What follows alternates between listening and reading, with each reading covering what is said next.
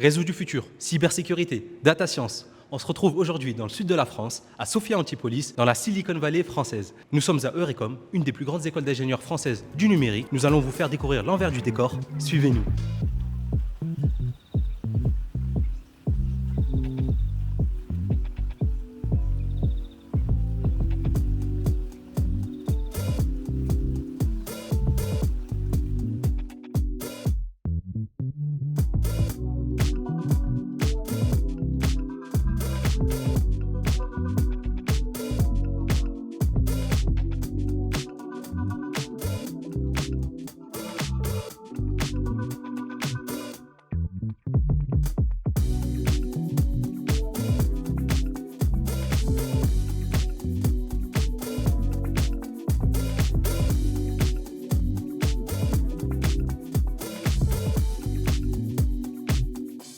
Alors je pense que si tu viens sur le campus d'Eurecom, la première chose que tu vas pouvoir remarquer, c'est le caractère multiculturel, international des gens qui se trouvent sur le campus. Les étudiants, mais aussi les professeurs, l'administration. Et ça se retrouve aussi dans les cours, puisque 100% des cours sont faits en anglais. Donc quand on arrive de prépa, on passe le concours.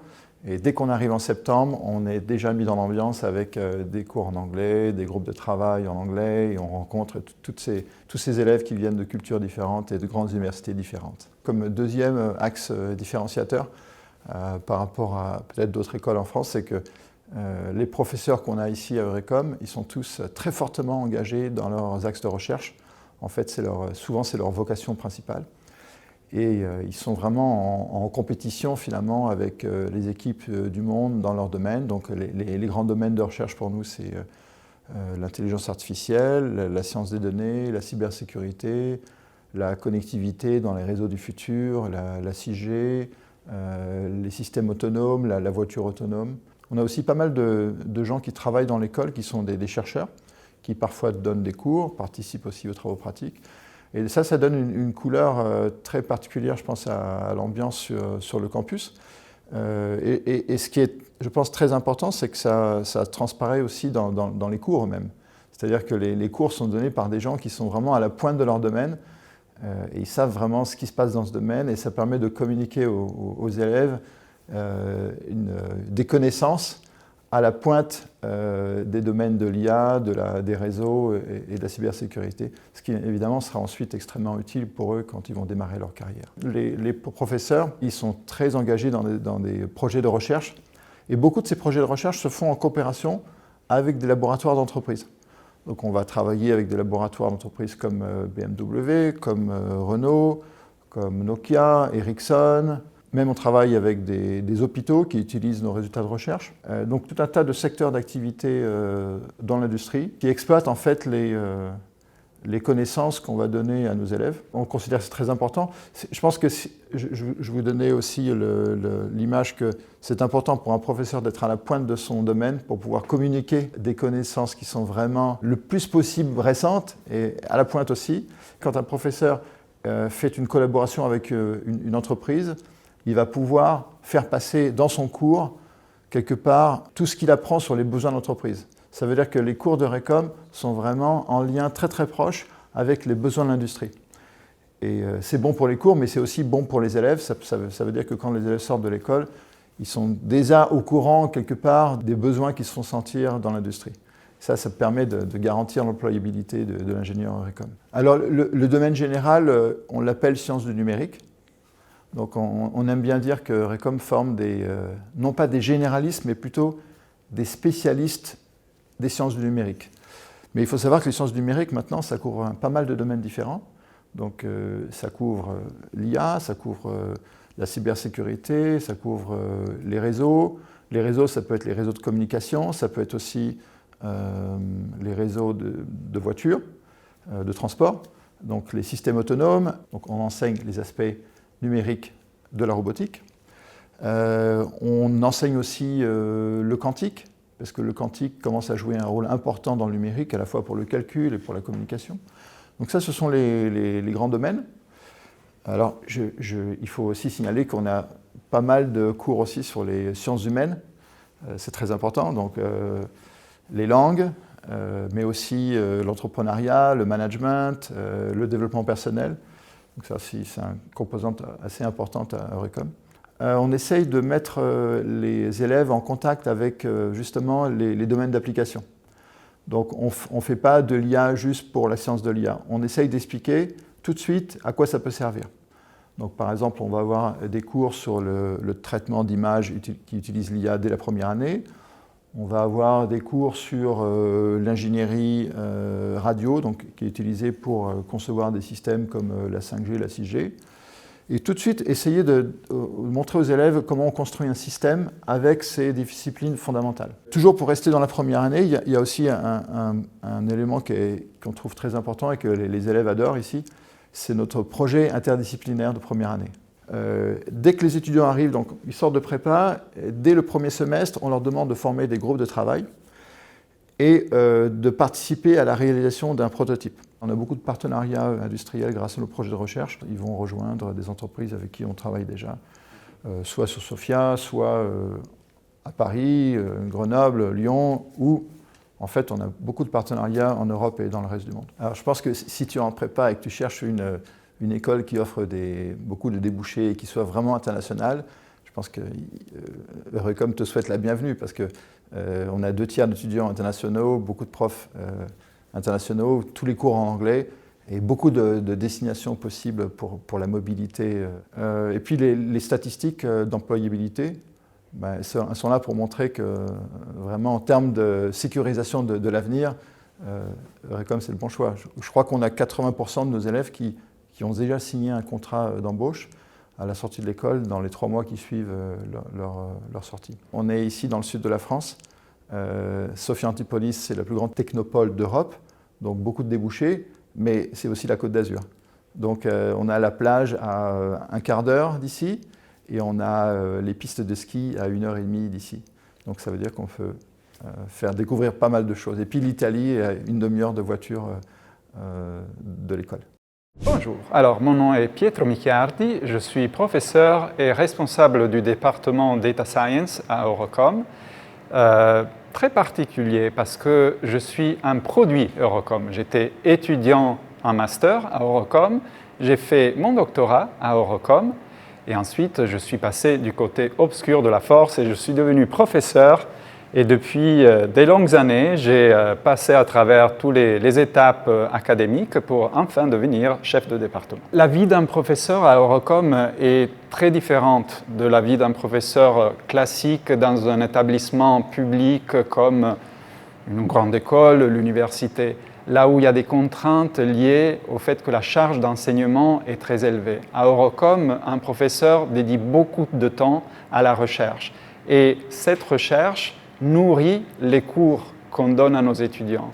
Par conséquent, nos étudiants sont formés sur des sujets cutting edge, c'est vraiment très actuel et ceci est un avantage compétitif et sur le marché du travail, bien sûr, et sur l'impact qu'un étudiant peut avoir parce qu'on n'enseigne pas uniquement des cours théoriques, mais on a beaucoup de projets pratiques, souvent exécutés avec le partenariat d'un industriel.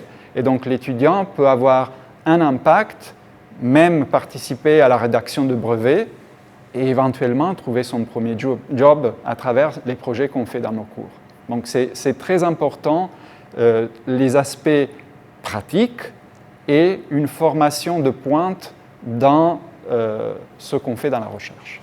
Eurecom est implanté à Sophia Antipolis, qui est la première technopole d'Europe, avec un écosystème extrêmement dynamique de plusieurs différents types d'entreprises sur des verticaux différents. Et Eurecom collabore avec la majorité de ces entreprises par le biais de nos étudiants, par le biais des projets de recherche collaboratifs.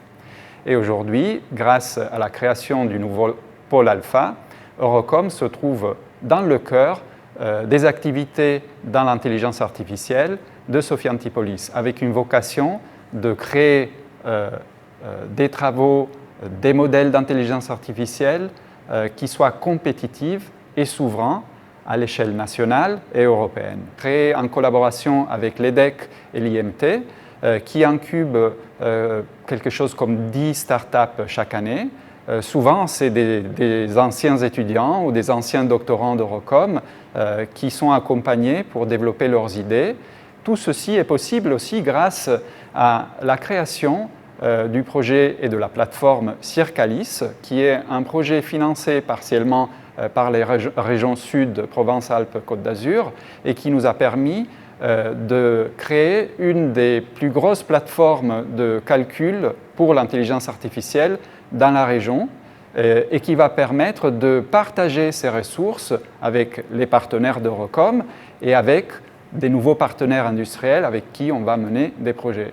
Et donc, on est vraiment au tout début d'une grosse révolution qui va se passer à Sophia Antipolis, et Eurocom est bien placé pour contribuer à cette révolution.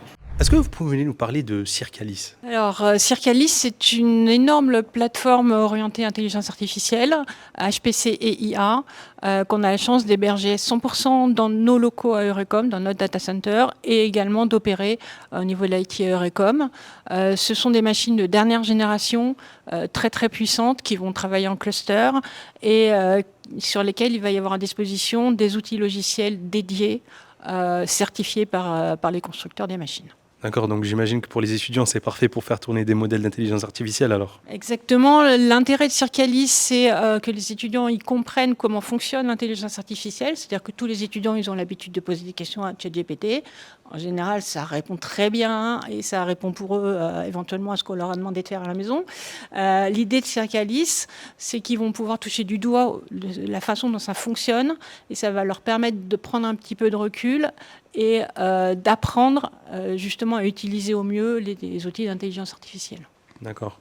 Est-ce que les étudiants sont en contact avec Circalis justement? À quelle mesure ils participent à cela? Alors, une des grandes volontés qu'on a ici, c'est qu'effectivement les étudiants puissent toucher du doigt la plateforme. Donc, que ce soit au travers vraisemblablement de projets et de TP, ils vont pouvoir directement implémenter des choses au niveau de la plateforme elle-même. Très bien. Et en termes d'utilisation globale sur Eurecom, Circalis répond à quel besoin? Alors, Circalis, il va être utile dans plein de domaines différents. Il va être utile au niveau de la recherche fondamentale telle qu'on l'a fait Eurecom. Il va être utile aussi dans le cadre de notre partenariat industriel puisque actuellement, on va dire 90% des industries ont besoin d'intelligence artificielle. Donc l'industrie dans tous les domaines, que ce soit au niveau de la cybersécurité, que ce soit les finances, que ce soit les techniques de communication, etc. Donc ça nous permet d'avoir cette plateforme chez nous à Eurecom. Ça nous permet de pouvoir travailler avec les industriels et de leur apporter non seulement notre expertise en termes de savoir, mais également de pouvoir réaliser nous-mêmes les calculs sur site à Eurecom. Aujourd'hui, à Eurecom, c'est un jour spécial. C'est le Project Day. Les étudiants de première année ont travaillé pendant plusieurs mois sur un projet et ils vont le présenter aujourd'hui. C'est parti, on va voir ça ensemble.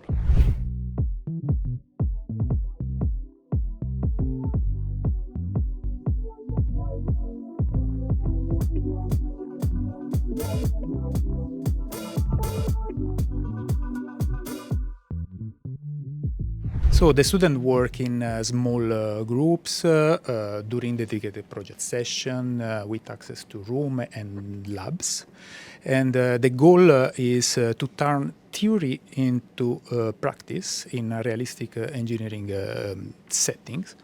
While developing team working, documentation and professional delivery skills, and also producing work that they can sell after, so they can showcase easily. So yes, about the multidisciplinary project, I am responsible to propose the theme for the first semester, and we give the students some technical and non-technical requirements to meet, but then we keep them really free to be creative and propose their own solution. So far proposed for the first semester is that of inclusivity. We propose students to provide the solution of assistive technology for people with autism so that this user can use this technology to recognize the emotion in the person they are talking with. In the second semester instead, we propose them to realize a serious game. A serious game is basically a video game, that has not only the objective of entertaining, so a pleasure, a ludic objective, but also another objective that can be educate, train, raise awareness to a specific subject, etc.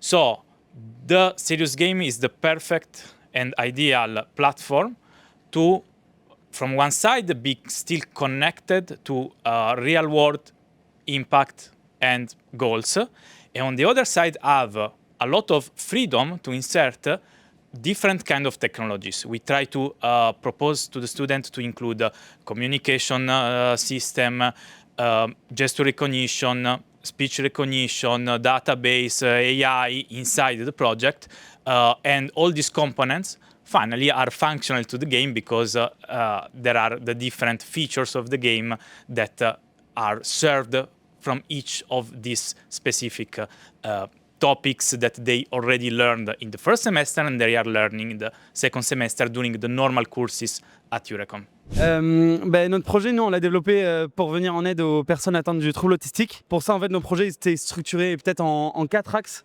principaux. Le premier, c'est la détection de l'image, la détection de l'audio.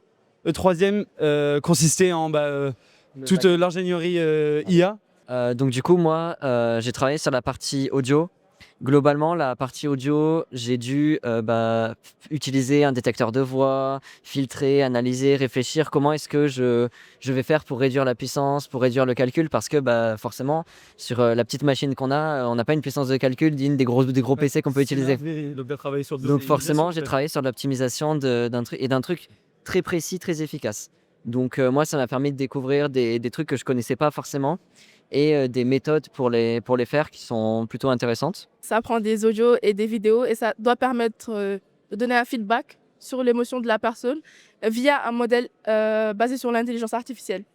Et nous, la particularité du projet de notre groupe, c'est qu'en fait, on a décidé de miser sur les capacités des personnes atteintes du trouble du spectre de l'autisme.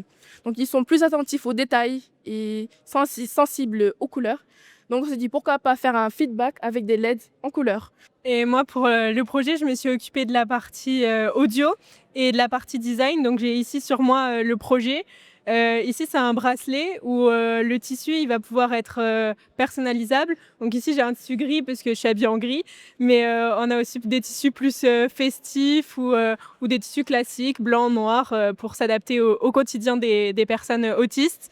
On a aussi des tissus pour les enfants, donc, parce qu'il n'y a pas que les adultes qui sont atteints d'autisme.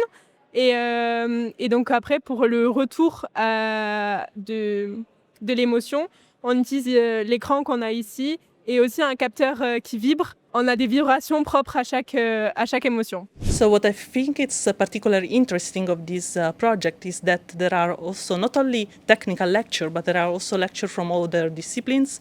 For example, there are some lectures from a sociological point of view, lecture about green technology, lecture about leadership. So there are different milestones that are achieved by the students, not only the milestones that refer to the performances of the prototype that they develop, but also about the usability of the prototype and how this could actually help the people that they are targeted to. And so in general, the students in this engineering, they're studying to be an engineer of the future, are learning not only the technological challenges, but also some other challenges and approach some real problematics. And so they could be better prepared for the future. Si vous devez retenir qu'une seule chose de ce que vous avez appris, de ce que vous avez entrepris, ce serait quoi ? Moi, je trouve que l'air de rien, donc j'ai parlé précédemment de la structure qu'on avait adoptée pour développer le projet. Et peut-être que c'est bien ce qui change. Moi, c'est quelque chose que j'ai trouvé à bien trancher avec la prépa, c'est qu'il y a cet aspect d'équipe et de projet un peu en équipe. En équipe, on est lâché tout seul. Et c'est à nous de nous organiser, même si on est aidé d'un point de vue de management, etc.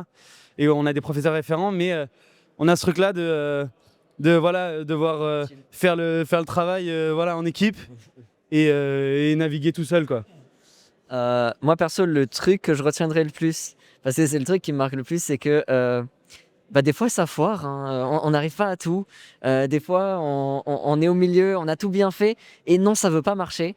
Et en fait, c'est pour ça qu'on est en équipe, parce qu'il va y avoir des gens qui vont avoir une autre idée et puis on va continuer à avancer et c'est peut-être plus les échecs qui nous font avancer dans le projet en fait. Effectivement, le seul mot ou le groupe de mots que je retiens, c'est le travail de groupe et la collaboration. Et moi, ce que je retiendrai, c'est savoir s'adapter, parce qu'il faut s'adapter aux personnes du groupe qu'on a et aux différentes attentes qu'on a de la part des examinateurs. So in this context of helping the student to think outside the box and to address challenges other than the technical challenges, EURECOM is really putting an effort in preparing the students for some other challenges, such as those of inclusiveness, but also those of transparency and fairness of technology.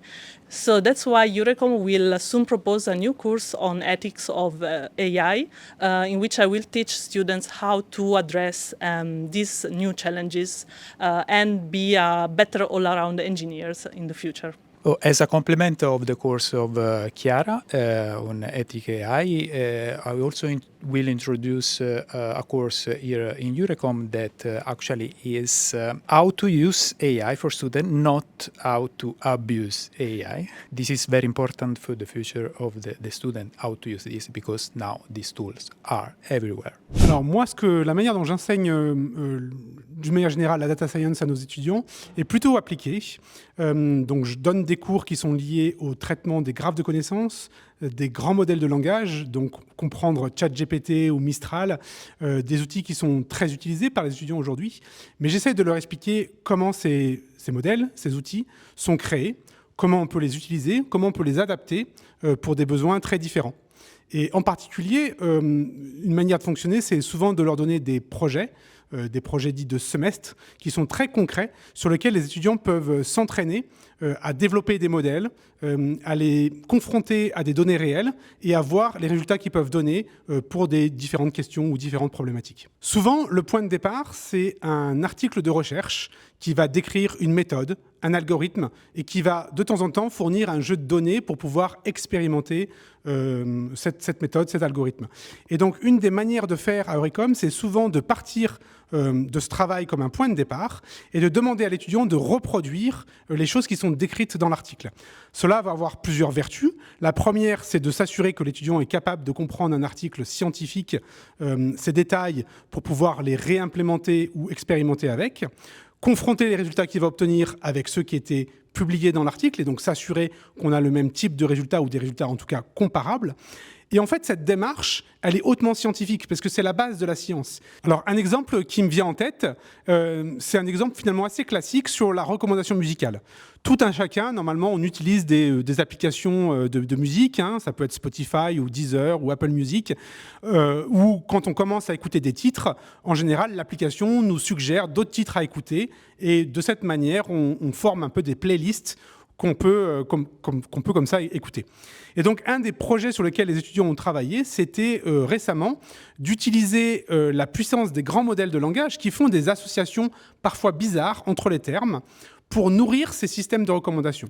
Ça a donné lieu à un travail où aujourd'hui, on a une application qui est extrêmement performante, qui est une interface web en ligne, dans laquelle des étudiants peuvent rentrer des mots-clés, une humeur ou une situation, et automatiquement avoir une playlist qui est générée, composée de pistes, d'artistes et de tracks, qui font complètement sens par rapport à cet état d'esprit, et qui est donnée par la puissance des modèles de langage. Et là où c'est surprenant, c'est que quand on évalue la qualité des playlists qui sont générées, on s'aperçoit que sur des benchmarks internationaux, ces playlists sont parmi les meilleures. C'est tellement vrai que du coup, ça a donné lieu à un article scientifique qui a été publié par ces étudiants en fin d'année dernière, qu'ils ont eu la chance d'aller présenter à Prague, puisque c'était là que la conférence se tenait. Et ils ont eu un grand succès à montrer ce résultat et une très bonne expérience pour eux d'être confrontés tout de suite au milieu de la recherche académique.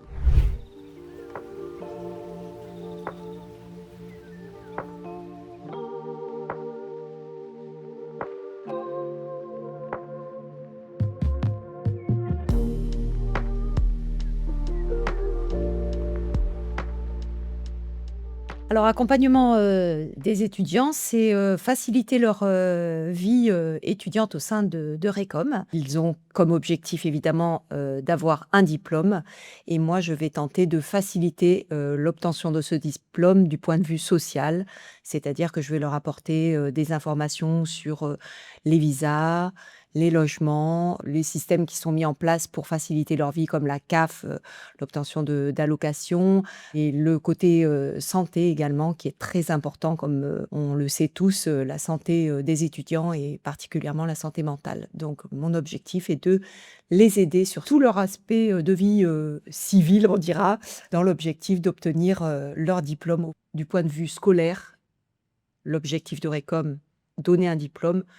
Je me dois de vérifier la fragilité des étudiants, de les inviter à venir me rencontrer si nécessaire, dans l'objectif de les orienter vers des partenaires médicaux comme les centres médico-psychologiques ou les spécialistes, le santé psy et d'autres dispositifs mis en place par l'État pour aider nos étudiants à atteindre l'objectif d'aller mieux pour réussir leur scolarité.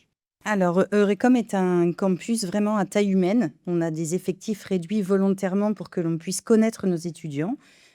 Chaque étudiant est connu de nos services. Ils passent tous par nos bureaux. La porte est toujours ouverte, que ce soit dans nos services ou dans les services à côté de la scolarité.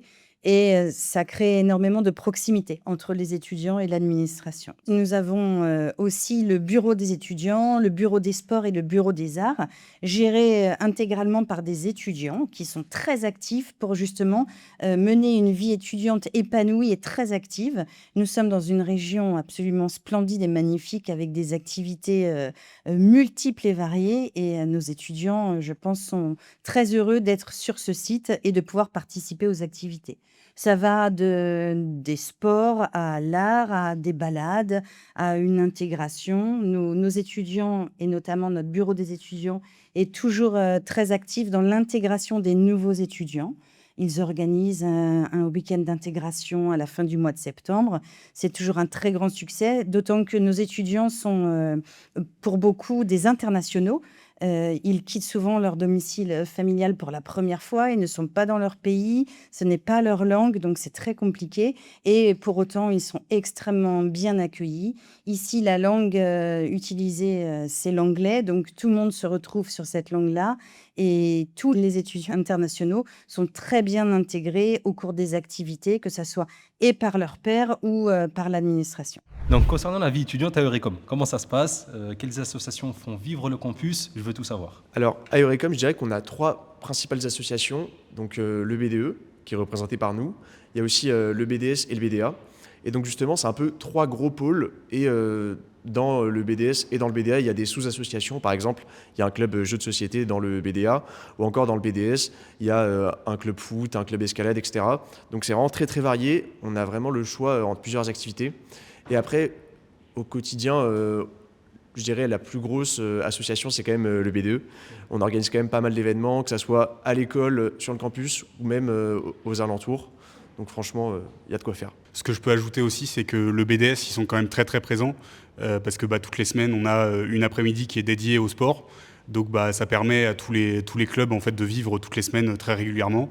Et je pense que pour les étudiants, c'est aussi un club une association qui est assez importante dans la vie en général à Eurecom.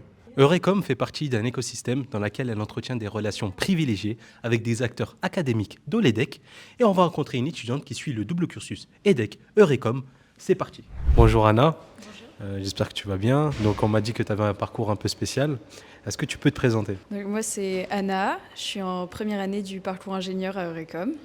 Et j'ai un parcours particulier parce que, en effet, je viens de l'EDEC, une école de commerce. Donc l'année dernière, j'ai fait 1 an, la première année de l'EDEC à Lille. Et cette année, je suis à Eurecom. Donc maintenant, tu as intégré Eurecom, c'est très bien. Et en plus, on a pu voir que tu t'es très bien intégré à Eurecom. Est-ce que tu peux nous décrire un peu ce que tu fais ici? À part les cours et tout le travail, je suis aussi présidente du BDA. Donc on essaie de valoriser la culture et l'art auprès des élèves un maximum. On fait des activités, on organise aussi des concerts avec le club musique. D'ailleurs, je chante au club musique. Donc voilà, je passe beaucoup de temps à diffuser la culture le plus possible et ça me plaît beaucoup. Au lycée, je faisais déjà des sciences. J'étais en physique-chimie et en maths jusqu'à la terminale. Et c'est vrai que j'avais arrêté en prépa. L'aspect plus technique, scientifique, c'était une façon de réfléchir qui me manquait et que j'avais envie de retrouver. Et quand j'ai vu ce double diplôme avec Eurecom, je me suis dit que c'était l'occasion parfaite. Donc j'ai saisi l'occasion. Donc pour finir, moi ce que j'aimerais bien savoir, c'est à qui tu conseillerais ce type de parcours? Je pense que ce type de parcours se prête beaucoup au profil d'entrepreneuriat. Si les gens ont une idée, il faut connaître l'aspect technique, mais bon, l'aspect commercial, ça aide beaucoup aussi pour la concrétiser. Si à partir du moment où il y a une dimension un peu plus commerciale, faut tenter sa chance, tenter le double diplôme. Je pense que ça peut beaucoup apporter.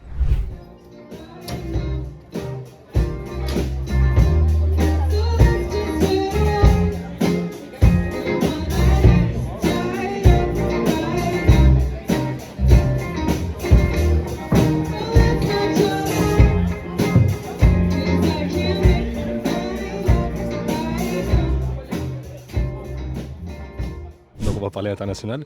Est-ce que vous pouvez nous décrire justement l'international à Eurecom, les partenariats académiques, les parcours possibles? Alors, dès sa naissance, Eurecom est une institution très internationale. Donc, la plupart des partenaires GIE, donc d'investisseurs dans notre école, sont des entreprises ou des institutions à l'international.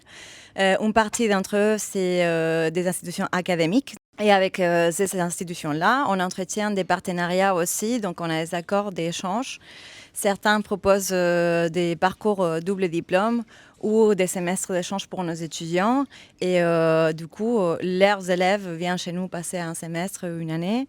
Et nos étudiants peuvent profiter aussi d'une expérience chez eux. Et au-delà de ces partenaires GIE, donc on élargit nos partenariats à l'international. Donc on a à peu près plus d'une quarantaine d'universités partenaires partout dans le monde pour ce qui est échange et pour les doubles diplômes. Donc on a une vingtaine, dont une dizaine sont placés en Europe. Et donc on a même des partenaires en France. Donc même si ce n'est pas à l'international, mais on a un très bon partenariat par exemple avec EDHEC Business School qui propose, un partenaire, c'est notre double diplôme le plus long, donc sur 3 ans. Et nos étudiants peuvent y aller à la fin de ces parcours, obtenir le diplôme d'ingénieur de Eurecom et les diplômes de l'EDHEC. Et dans ces parcours, il y a aussi une partie à l'international, que ce soit un stage ou en échange. Par exemple, on a un double diplôme avec TUM, donc la Technical University of Munich. Dans ces parcours, on a plusieurs étudiants qui sont allés. Donc, c'est un parcours, par exemple, sur 2 ans. On a des parcours double diplôme qui vont de 1 an, donc c'est-à-dire que les étudiants commencent au début de leur 3e année d'ingénieur chez nous. Et quand ils finissent cette 3e année, qu'ils passent à l'étranger chez le partenaire, obtiennent les 2 diplômes. Et sinon, on a d'autres types de parcours double diplôme plus complets grâce au réseau de l'IMT dont on profite. Donc, on a des parcours double diplôme avec Georgia Tech aux États-Unis, avec Trinity College en Irlande, avec Cranfield University au UK, ou avec Concordia University au Canada, ou avec Université Laval aussi.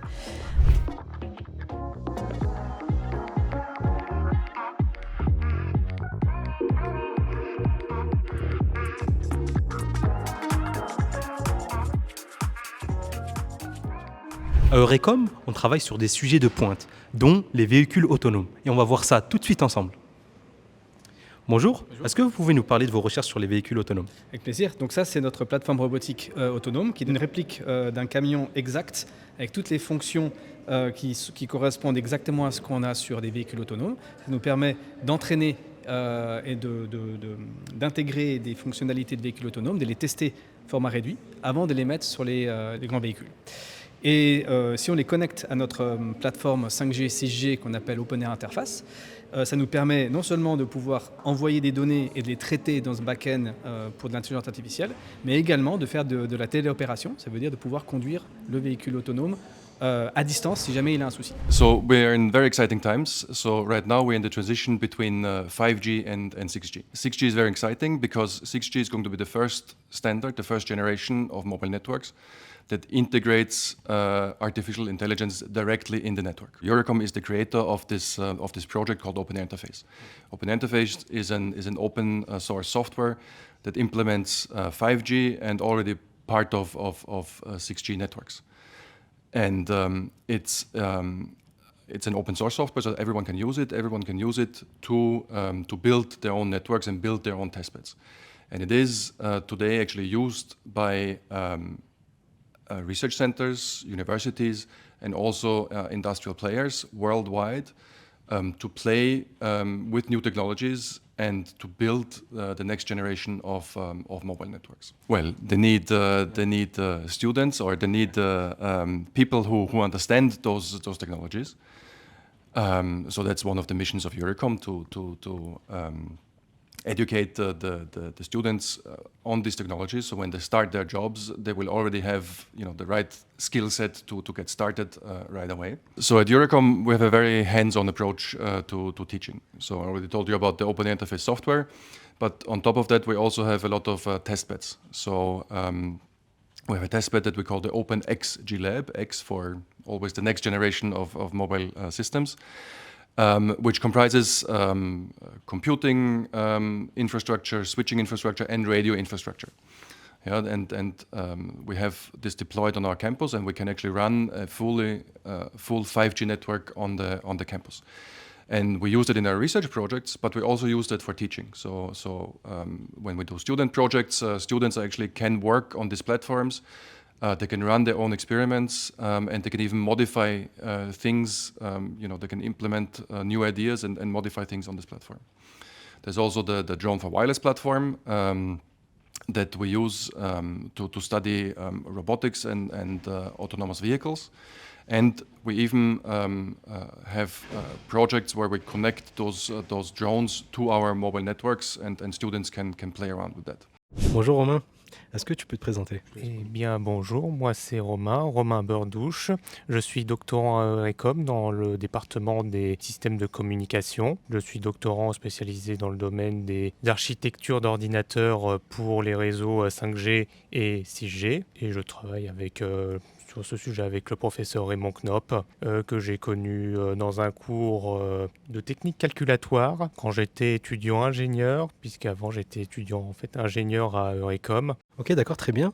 Et donc là, maintenant, tu as décidé de t'orienter vers un cursus de doctorat. Pourquoi tu as choisi de faire un doctorat et pourquoi ici à Eurocom? Eh bien, je voulais obtenir une nouvelle expérience, une sorte de première expérience assez consistante, et j'avais cette opportunité-là à Eurocom, qui plus est dans un environnement qui est vraiment axé sur la recherche pratique, avec la possibilité d'utiliser notamment des outils collaboratifs, des outils vraiment utilisés par la communauté et de contribuer dans ces outils.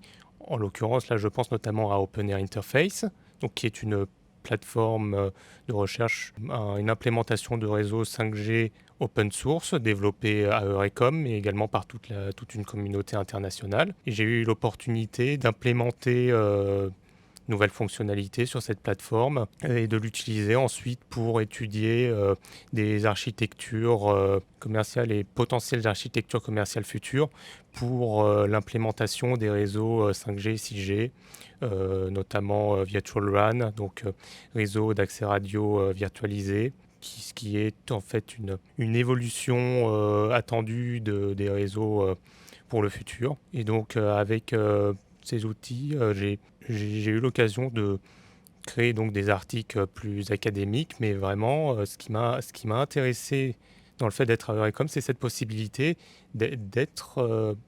vraiment de développer un outil, participer à un effort communautaire qui peut être pris par d'autres chercheurs de façon relativement simple et aisée, ce qui fait que des collègues à Singapour, par exemple, à Taïwan, aux États-Unis d'Amérique, peuvent réutiliser le travail que j'ai fait. Pour finir, si vous devez conseiller l'école à un futur étudiant, vous diriez quoi? Moi, je conseille l'école parce que on a quand même un cadre magnifique. On est à Antibes. Globalement, quand même, il fait très beau et voilà, le lieu de vie est vraiment bien. Les locaux et tout le personnel, enfin, les cours sont bons. Voilà, c'est pour ça que je recommanderais l'école, moi. Moi, j'aimerais dire un truc, c'est très rigolo parce que je l'ai sorti aussi quand je suis retourné en prépa pour faire la présentation de l'école. Ma question, c'est vous avez jamais entendu parler d'Eurecom? C'est probablement. Par contre, toutes les entreprises, elles ont entendu parler de nous. Donc vraiment, c'est une école qui vous met dans un parcours vers le futur et vers l'entrée dans le milieu de l'industrie. Donc ça, c'est quelque chose qui est intéressant. Et c'est aussi une des raisons pour lesquelles j'ai choisi cette école parce qu'en fait, non seulement il y a des spécialités qui me plaisent, mais en plus, j'ai un vrai parcours derrière. C'est pas juste, je fais mon informatique dans mon coin et peut-être que je vais avoir quelque chose après. C'est vraiment, on essaye de nous amener en dehors. Ok. Pourquoi choisir Eurecom? Déjà, c'est situé sur la Côte d'Azur avec le soleil. Même pendant l'hiver, il fait beau. Voilà. Et la deuxième chose, c'est que les cours sont en anglais, exclusivement en anglais. Donc, ça permet de pratiquer l'anglais dès le début des études et ça permet une très grande inclusion dans le domaine du travail, mais dans l'anglais. Alors moi, je suis tout à fait d'accord avec ce qu'a dit Isse. Pour pas répéter, les profs aussi et les étudiants, on a 70% d'élèves qui sont internationaux, donc c'est quand même très intéressant de pouvoir discuter en anglais aussi avec eux. On n'a pas qu'un seul type d'accent anglais qu'on apprend. Et aussi, le cadre associatif est très intéressant. Moi, je suis trésorière au bureau des sports. On fait attention aux élèves et le cadre de vie est très bien.